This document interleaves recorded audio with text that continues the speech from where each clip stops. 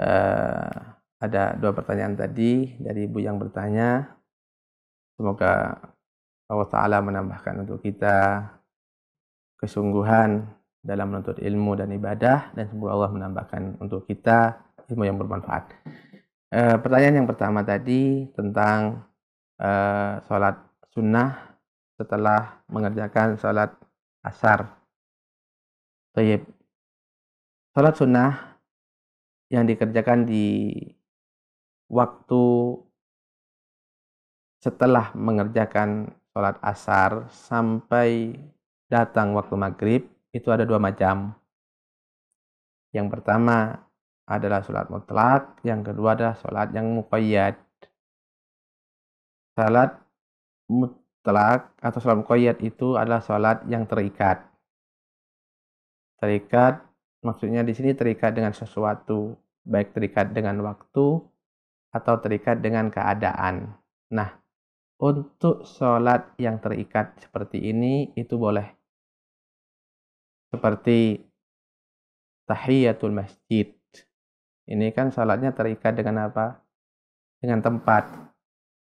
Kapan seorang itu masuk masjid, maka disyariatkan sholat ini. Ini boleh. Yang seperti ini diperbolehkan. Atau yang lainnya. Seperti misalkan sholat habis wudhu. Ya, sholat habis wudhu ini kan terikat juga, sholat seperti ini terikat dengan wudhu. Ini boleh. Yang tidak boleh itu adalah sholat yang jenis kedua, yaitu sholat mutlak. Sholat yang tidak terikat dengan apa-apa. Apa ada sholat seperti ini? Ada.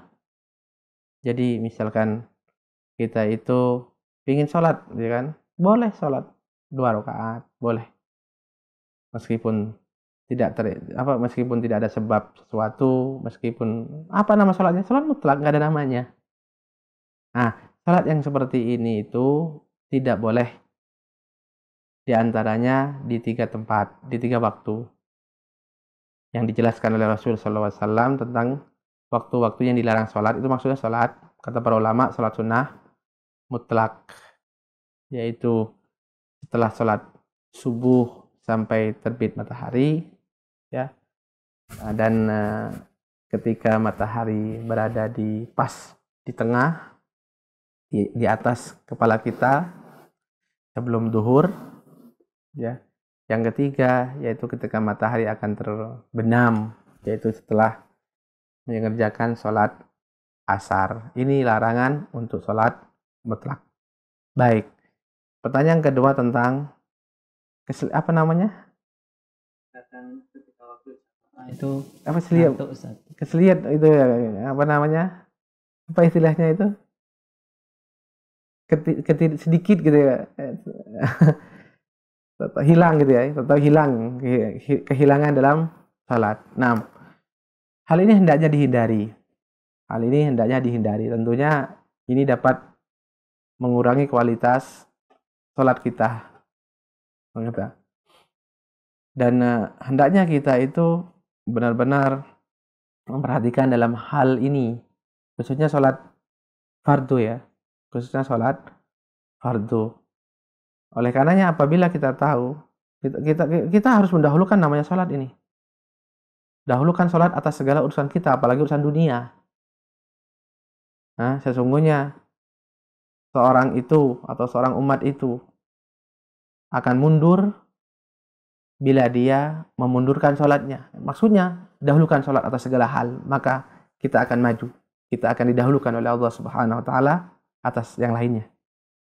Nah, termasuk dalam masalah ini, maka kalau kita tahu, ini nanti kalau saya nggak tidur sekarang, nggak tidur cepat, ini sholat subuhnya berarti ngantuk-ngantuk, maka hendaknya kita perhatikan seperti ini.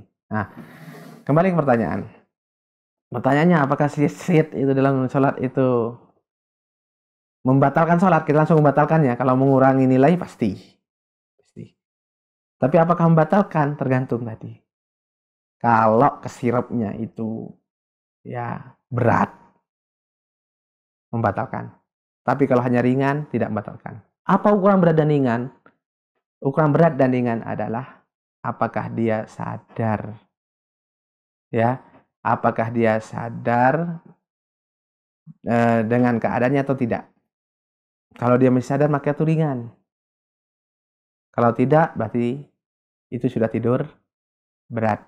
Itu sudah tidur berat seperti sampai mimpi dan lain sebagainya. Itu berat dan itu batal sholatnya. Tapi kalau hanya seliat gitu kan, dia masih dengar suara imam, ya kan? Dia masih dengar suara imam, dia sadar di kanannya siapa, di kirinya siapa. Maka ini tidak, insya Allah ta'ala alam, tidak sampai membatalkan sholat. Dan harus dilawan. Harus dilawan, jangan kenaan. Ya jangan kenaan, harus dilawan. Kok kedatangan tuh langsung dilawan. Dikagetkan nih diri kita. Bukan dituruti. Bukan dituruti amblas nanti. Intinya yang seperti ini ada dua keadaan. Kalau kesirupnya itu berat, batal sholatnya. Tapi kalau ringan, di mana dia masih menyadari bahwasanya dia sedang sholat, dia masih dengar suara imam, dia masih sadar kanan kirinya, wallahu ta'ala mungkin jadi sholatnya masih sah dilanjutkan, tapi tetap harus terus dilawan ngantuk ini, wallahu ta'ala alam.